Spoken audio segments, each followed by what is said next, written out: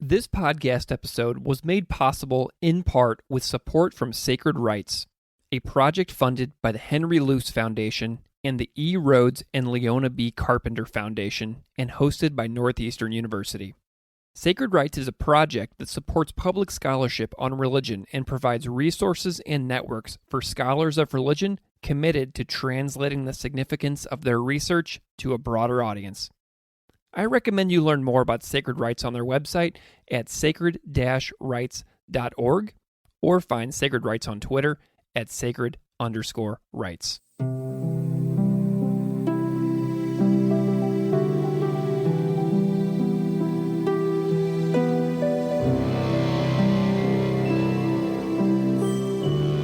Welcome to Classical Ideas. This is Greg Soden. Since 2017, I have talked to professors, authors, teachers, journalists, practitioners, and scholars about all things related to religion. On this episode, I am delighted to discuss Coptic Christianity with Phoebe Farag Mikhail. Phoebe Farag Mikhail is a Coptic Orthodox Christian and the author of Putting Joy into Practice, 7 Ways to Lift Your Spirit from the Early Church from Paraclete Press. She holds an MA in International Education and is a lifelong learner of theology, and she has taken courses at Pope Shenouda III Coptic Orthodox Theological Seminary in New Jersey. Her writing has appeared in Sojourners, Plough, Christianity Today, and other publications. Her next book, Hunger for Righteousness, A Lenten Guide to Intimacy with God and Love for Our Neighbors, is slated for release with Paraclete Press in January of 2025. You can find Phoebe Farag Mikhail online at her website, beingincommunity.com. Please enjoy our conversation. Phoebe Farag Mikhail, welcome to Classical Ideas. Thank you. I am delighted that you're here. I'm wondering if we can just kick this off by having you introduce yourself a little bit to the audience so they know a little bit about who you are and what you do. Sure. Thank you, Greg. So I am Phoebe Farag Mikhail. I am the author of Putting Joy into Practice, 7 Ways to Lift Your Spirit from the Early Church, and of the forthcoming book, Hunger for Righteousness, A Lenten Guide to Intimacy with God and Loving Our Neighbors, both with Paraclete Press. Putting Joy into Practice came out in 2019. Hunger for Righteousness is coming in 2025 in January. I was born in Cairo, Egypt. I grew up in New York City. I have lived and traveled internationally, and I now make my home in northern New Jersey, where I serve alongside my husband, who is a priest at St. Antonius and St. Mina Coptic Orthodox Church in East Rutherford, New Jersey. Wonderful. Well, I would love to know more about your backstory. I want to know about Egypt, and I want to know about Coptic Christianity. I just want to know a little bit more about like your family and your life in general, because first of all, I've never talked about Coptic Christianity on this podcast ever, not a single time in over 300 episodes. So I'm really delighted to focus on that as well. But just tell me a little bit more about your family. I'm just curious about your life. If I ever were to write a memoir about my life, it might be titled "We Didn't Come Here for a Better Life," because my personal family story is a little bit different from the general kind of known immigrant story. Although we are part of a community for whom many did come here to the U.S. for a better life, sometimes for economic reasons, sometimes because of discrimination and persecution reasons, sometimes a combination of both. Our family specifically had actually come here to study. So my father was here doing a PhD also in theology. And the plan was actually to finish and return to Egypt, where he would be teaching at the seminary in Egypt, probably. But it wasn't really 100% clear what would happen when he was done. It happened that in the end, the Coptic Orthodox Patriarch, Pope Shenouda, sent him back to the U.S., where that's when we actually knew we were living in the U.S. I was 10 years old. I actually didn't know if I was going to continue to live here in the U.S. But then he was assigned to be the dean of a seminary here in New Jersey. And that's when we came back to the U.S. for good, in the sense that we knew we were staying. Although, that whole time, I think, the first time to visit Egypt was during that ordination. So during that whole time, I was just, living my life as, the first generation immigrant. So it's, that I could go on forever just about that particular story, but that's how my family kind of landed where we landed. The Coptic Orthodox community more generally has been in the US since the late 1940s, early 50s, starting with just a few, and then kind of growing over time. And now it's never really clear how many people, but we do know that there's at least 250 Coptic Orthodox churches in North America. So we can say that represents, at least a few 100,000 people, if not more, because we are also not necessarily counting like how many people don't go to church, for example, who are also Coptic Orthodox. Coptic Orthodoxy is one of the Coptic Orthodox Church, I could say, is one of the oldest churches in Christianity. It was established in the first century by Saint Mark, the same Mark who wrote the Gospel. And he came to Alexandria, Egypt, preached Christianity there, and Christianity eventually spread throughout Egypt, becoming the main religion in Egypt by the fourth and fifth centuries, pretty much staying the majority religion in Egypt for a while, even after the Arab invasion in the 7th century. And so there's the Egyptian Christian Orthodox community still remains in Egypt till now, making up about 10 to 15% of the Egyptian population and the largest Christian minority in the Middle East Mm. as well. So, and the word Coptic itself is just an interesting story because it comes from the Arabization of the Greek word for Egyptian. Huh. So, you have Aegyptos, if you've seen the Greek for Egypt is Aegyptos. And so when when the Arab invasion happened, the Arabs called the Egyptians the Aegyptos, Mm. and that came the word Copt, Qibti. That's the word where the word Copt actually comes from. So technically Coptic just means Egyptian, but it has now come to mean Egyptian Christian because that's who they were when the Arabs came in. Although, as everybody knows now, eventually, a good portion of the population did convert to Islam. But the rest are, between 10 to 15% of us they're still Christian. Amazing. What a concise summary as well. The overview of the tradition too. I really do appreciate that so much. What I want to know like is a little bit about your turning points as far as like being an author and pursuing these topics in your own work because I'm curious about the path along your own intellectual journey. Any like major moments or mentors that kind of led you down this road of like being an author about these topics. Sure. So, well, my original life plan after college was actually to apply to an Orthodox seminary to do a master's in theology and then defer my enrollment for a year to spend time at a Coptic Orthodox mission in East Africa, which I had visited actually in my junior year, the summer between my junior and senior year in college, um, for about 2 months. For many reasons, that plan didn't fell through. And I pivoted towards a career in education policy, international education development, human rights, and advocacy. And I moved from New York / Northern New Jersey, where I had spent most of my childhood and my college career, and I moved to Washington, D.C. But then I also spent kind of for like over the next 10 years, I kind of split my time for 5 of those years. I kind of split my time between the US and Egypt. And also during that time, I got a master's in international education. While doing development work in Egypt, I started learning and understanding more about the world and context of my own Coptic Orthodox faith that I grew up with as an Egyptian immigrant. And I got involved in ecumenical work as well. I represented the church at an international conference for Orthodox women and in a committee for the National Council of Churches. And during this time, you asked me about mentors, so I can tell you I had quite a few, but I'll name one because that involves sacred rights, actually.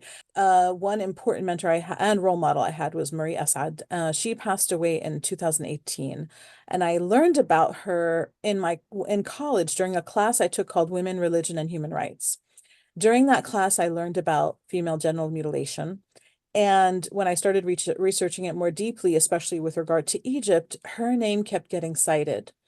And I discovered that she was the pioneer of doing qualitative research on female genital mutilation and why it happens and who does it, and then not just the research, but also the action towards ending its prevalence, or reducing and eventually, hopefully, ending its prevalence in Egypt, which is at the time very high. I want to say it was 94%, which is really high prevalence. So she, a Coptic Orthodox woman, was also the first woman to ever serve in the executive committee of the World Council of Churches. Hmm. And so she represented for me somebody who was like, this really strong leader who was able to meld her faith into social action. And when I started to go to Egypt more regularly, I eventually made a friend who knew her personally, and she introduced us. That friend introduced us. And then since that introduction, every time I went to Egypt, I visited with Marie Assad and, spent time with her, talked to her about the work I was doing, got her advice. And so my first involvement with sacred rights wasn't actually the public scholarship cohort, but it was a media fellowship. And Hmm. so that media fellowship, I wrote about her and another spiritual mentor, Mother Irini, for Faithfully magazine. So if you Yeah, I want read it. to It's talk about great. them both, you can look my name up in Faithfully magazine, and you'll find that article there. Yeah, it's Uh, called "Knitting Together the Community of Love." oh, great! You Just did for homework. just for listeners. Yes, yep, that's the one. And I'm happy to share the link if you put them in show notes and things like that. Absolutely. Yeah. So, eventually, that's actually in Egypt is where I met my husband, who was also working in the field of development, and he had actually had been working with refugees with UNHCR, and then we met. We both worked at a similar organization, the same organization, met there, and then he was also doing graduate work in international development, and we kind of, our path went first to Washington, D.C., where I was before, and then we ended up in England for a little while so he could finish his master's because it was in England. Hmm. And then it was during that time that he was also called to ordination and full-time ministry. And so after his ordination, we did move back to northern New Jersey, where our church is. During that time, I was also pregnant with my first child.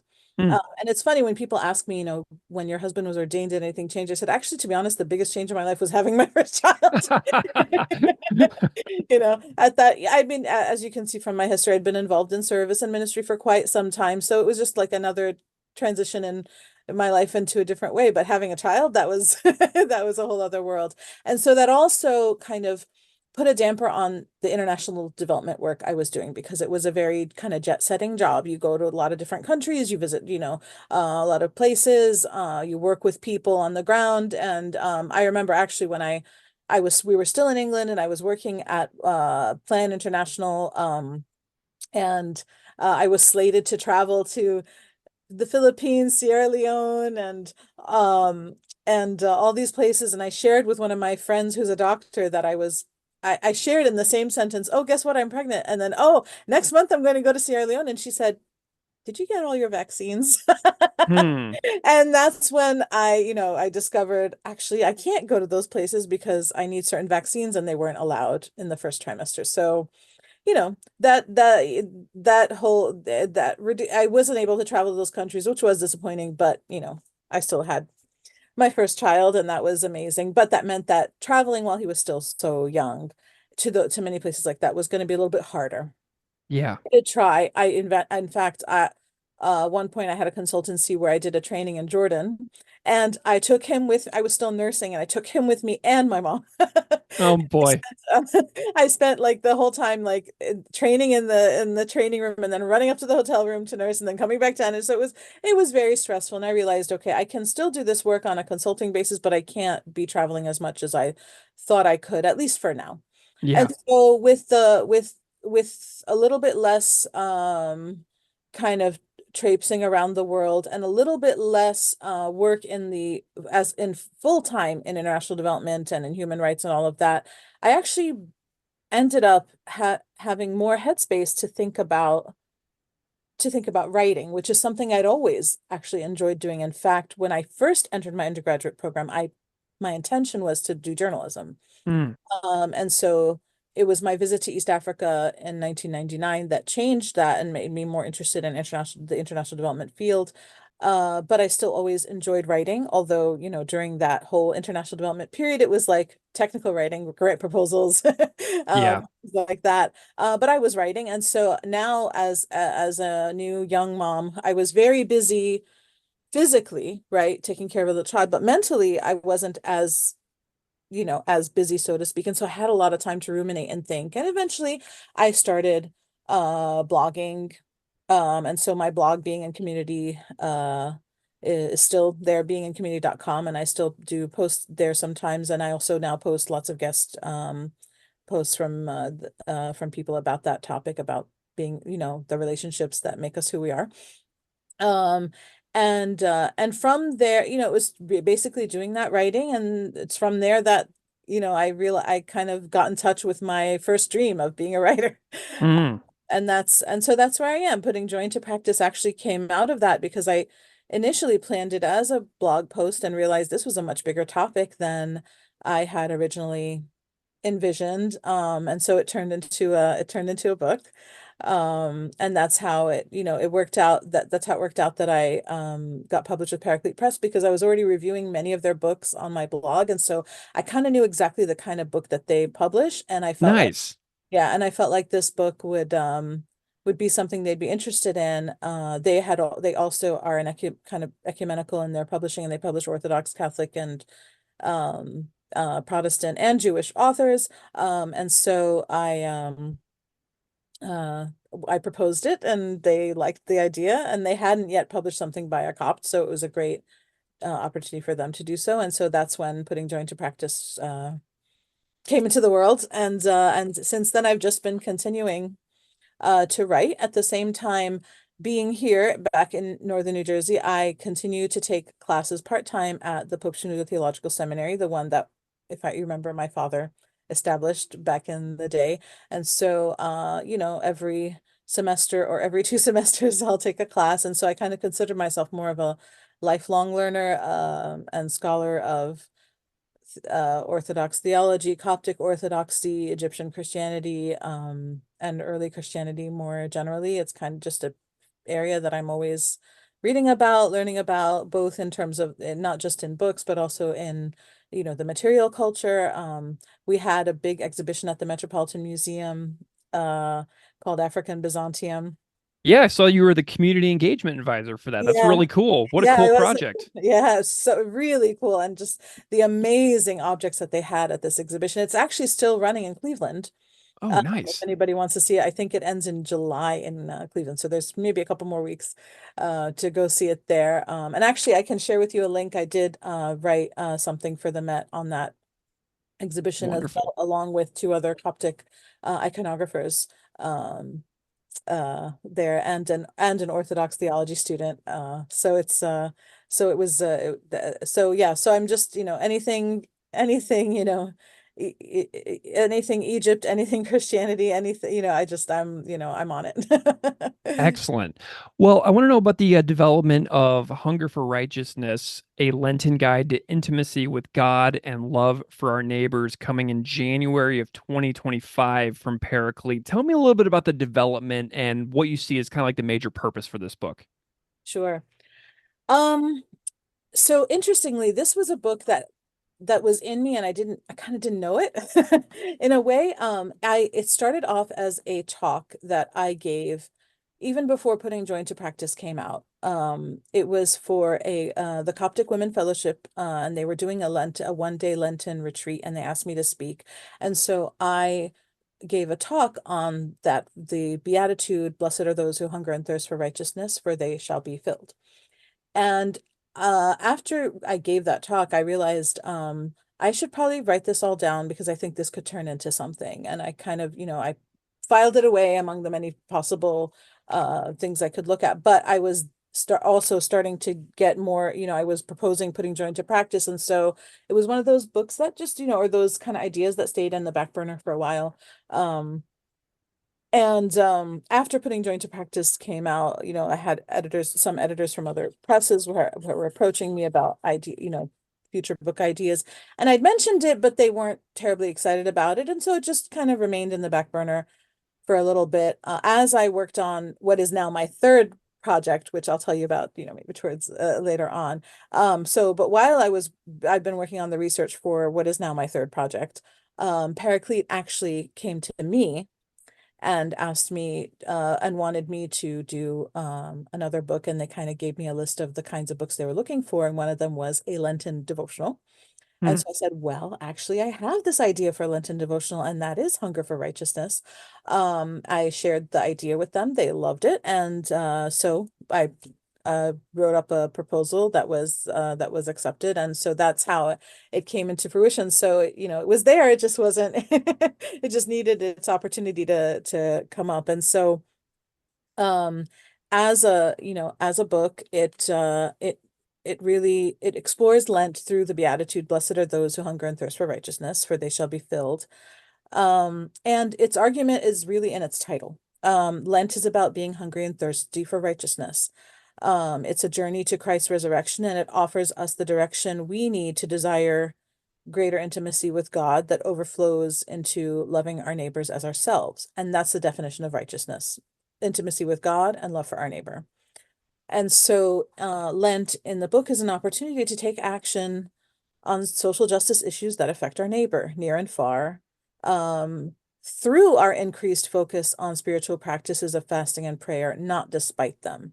And I think this is where the book really kind of um, centered in Orthodox Christian theology, kind of stands out among other Lenten books, because um, Lent in the West, there's tens, and not just in the West. I think Orthodox Christians, even in the West, have sort of adopted this very insular and individualized idea of the Lent period. And so, just for example, even growing up, when I grew up in Queens, it was actually a very heavily Catholic neighborhood that I lived in. Mhm. And and so my classmates during Lent would ask me. They were heavily Catholic, mostly of Puerto Rican descent, as well as I had lots of Dominican classmates, but they were mostly Catholic, and they would ask me, "What are you giving up for Lent this year?" And it was such a confusing question at first, because I was like, "What do you mean? What am I giving up for Lent?" We all Mm. do the same thing. In Orthodoxy, we don't, it's not something I do specifically to give up for God. It's a much more communal practice.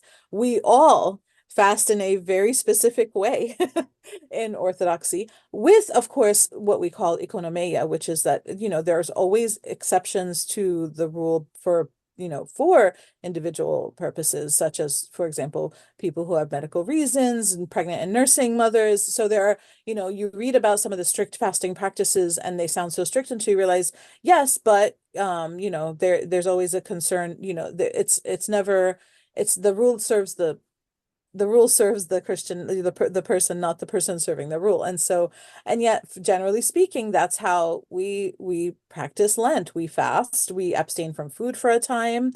Then when we do eat, we eat vegan, and there's a lot of focus on repentance and going to confession. But it's about all of us doing this thing. It's a community thing. Um, and yet, because of this really strong focus on the fasting and prayer, even in Orthodoxy, sometimes we forget that there's that third part that's just as important, and that is love towards our neighbor, mercy towards the poor. In fact, there's a hymn that we sing during Lent, that uh every Sunday during communion, and it's blessed are those, and it goes like this: who have mercy, who give to the poor, and fast and pray. So the first part of the hymn actually doesn't talk about fasting and prayer, but this is the major Lenten hymn. The first part is about having mercy and giving to the poor, being concerned for our neighbor, being concerned for others. Okay, and so that really just encapsulates what Lent is, and yet we kind of lose sight of that in our attempts towards personal personal piety. So the book tries to bring us back to that, both for an Orthodox reader and also for a reader who has not been exposed to that, despite the fact that we actually do draw from the same well of Christianity, and and many Western traditions find their way back into that same that same point of view. Lent is a time for fasting, yes, for giving and forgiving, for mending relationships, reconciliation, for building new ones, for fighting injustice, and all of this growing in intimacy with God that is communal, not just individual. Hmm. And so hopefully the book will help change and challenge some perceptions and move readers to action.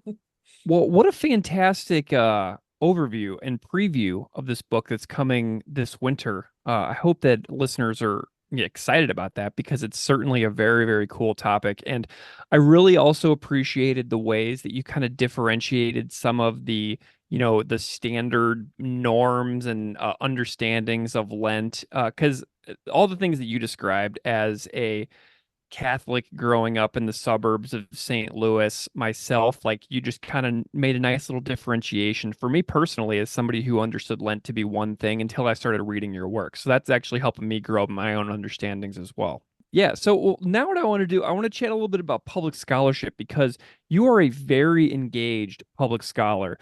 Like when I'm looking through some of your work, I mean, I'm seeing um, stuff in Sojourners, Christianity Today, Faithfully Magazine, all kinds of stuff. Like you are very involved in public scholarship already, which I know that you were working with Sacred Rites as well to enhance those skills a little bit. But tell me a little bit about where you see yourself in the public sphere as an author and thinker and writer.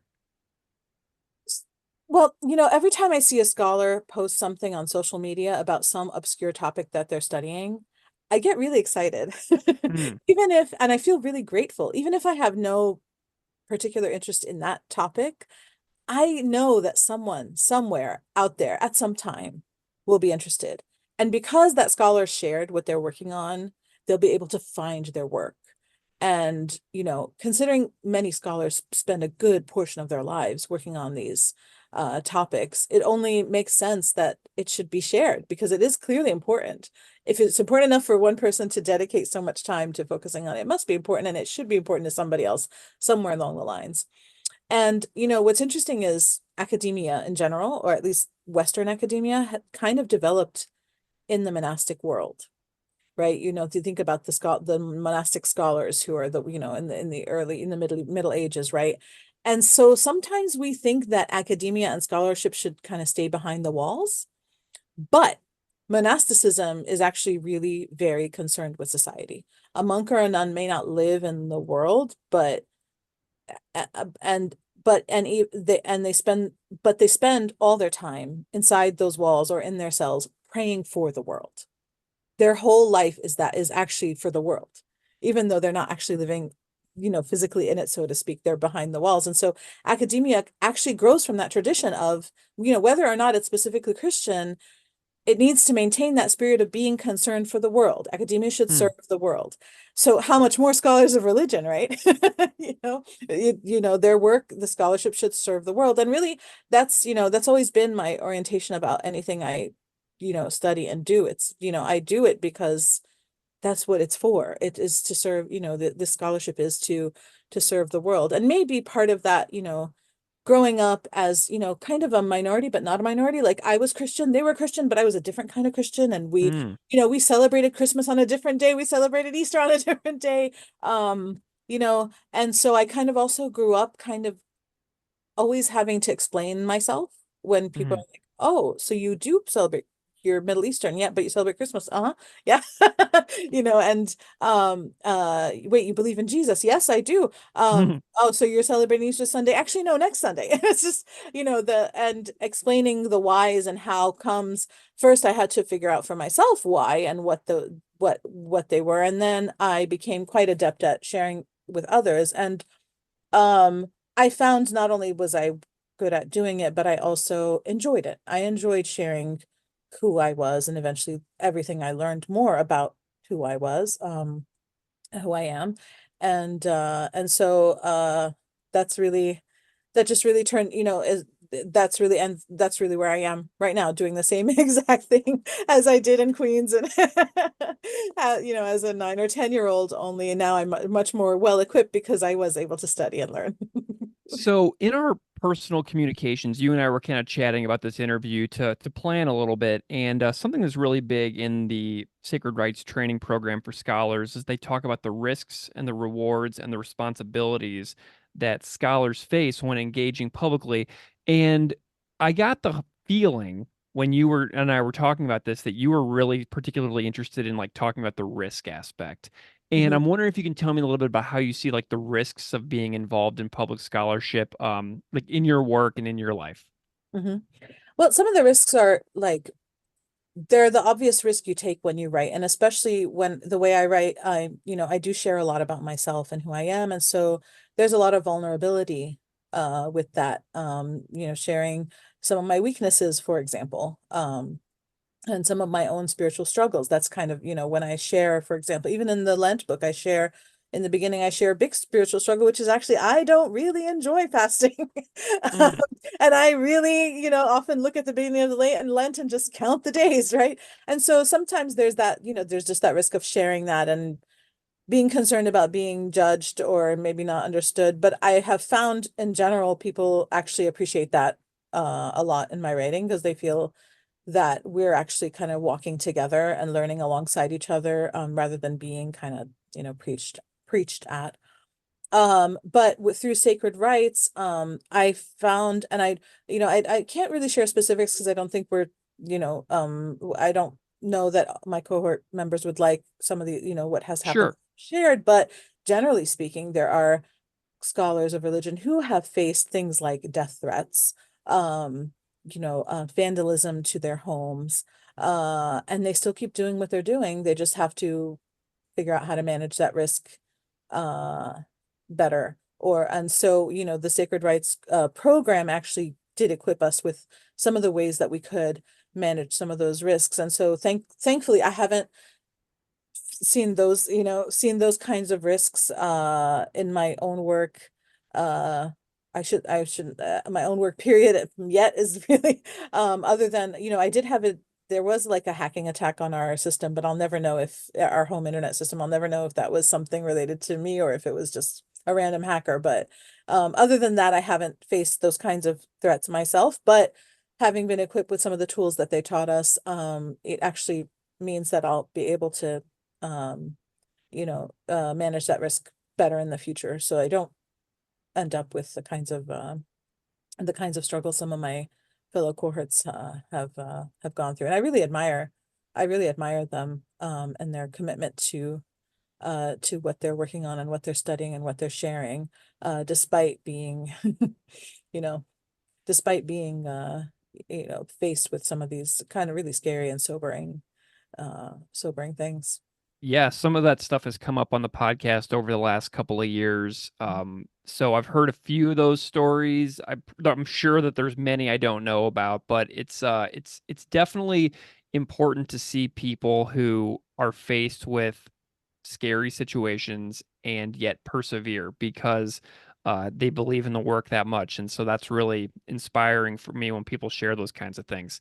Mhm. You alluded to a third project. I'm wondering if there's anything that you wanted to preview for listeners to look out for beyond the book that isn't even out yet, the 2025 book. What else you got going on? So this was actually another exciting thing that came out of Sacred Rites, because when you belong to the Sacred Rites cohort, you get to have one-on-one conversations with Brooke Walensky-Lanford, who runs the program, and she's just a really wonderful source of ideas and resources. And at the time I had been researching, you remember what I said, it was my second book, but now it's my third book.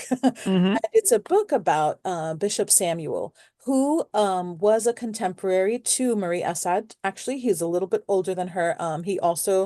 He was the official representative of the Coptic Orthodox Church in the World Council of Churches from its inception. The World Council of Churches was kind of founded sometime in the I can't remember the exact date, but sometime in the 40s and 50s, and he was there from the start as well. And he was actually he was a very important figure in the Coptic Orthodox Church from, the 50s through the onward. He in the four actually I would say the 40s, probably the 40s onward, 1940s onward. God, I forget that we're in another century. The 1940s onward, until the 1980s. And he was pivotal in establishing the Coptic Orthodox Church in North America. In fact, those those early immigrants in the late 1940s were actually not here to immigrate. They were sent by him to study.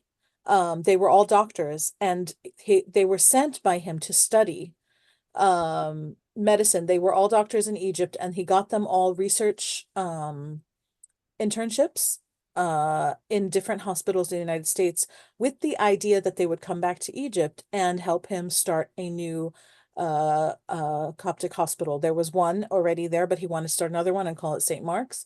And the idea was that they would come back and they would start another hospital, a mission hospital.